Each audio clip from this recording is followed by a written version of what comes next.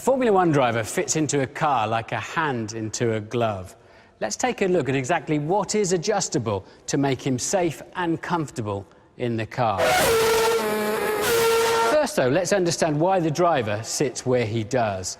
This FIA template defines the size of the cockpit opening.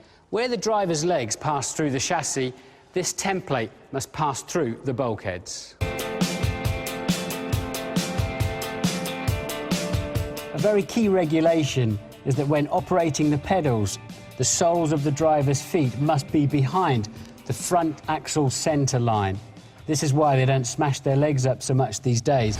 The designer wants the driver as low as possible for best centre of gravity. The aerodynamicist wants the front of the chassis as high as possible for best airflow, so my feet are well above where I'm sitting on the floor of the car.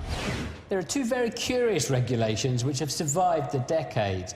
One is that the driver must face forward, so no lying down and looking out of a periscope. The other is that you must be able to exit without opening a door. The adjustability inside the cockpit's impressive. Let's start at the front with the pedals. They're like stirrups your feet fit into. Go and stop like a cart, throttle and brake. Fully adjustable, as is the heel rest too. The steering wheel.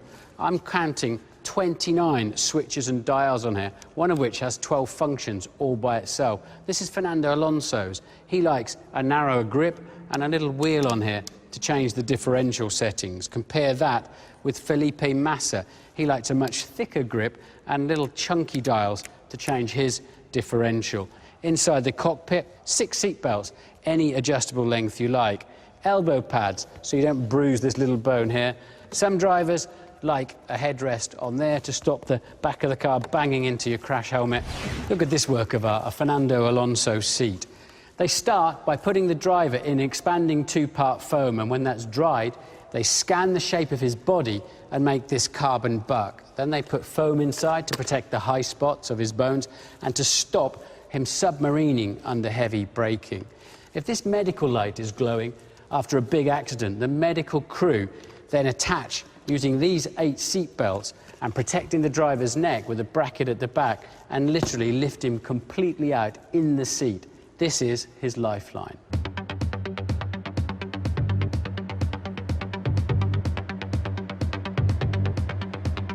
I feel really comfortable in this car, absolutely ready to go. But I'm not able to go on track until I pass 2 more tests. The first check is that I must be 70 millimeters below an imaginary line from the top of the rollover hoop to the front of the chassis. This is a test we sometimes have to cheat by ducking down into the cockpit when tested.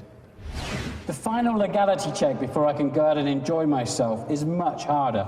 I've got to get out of this cockpit within 5 seconds and replace the steering wheel within a further 5.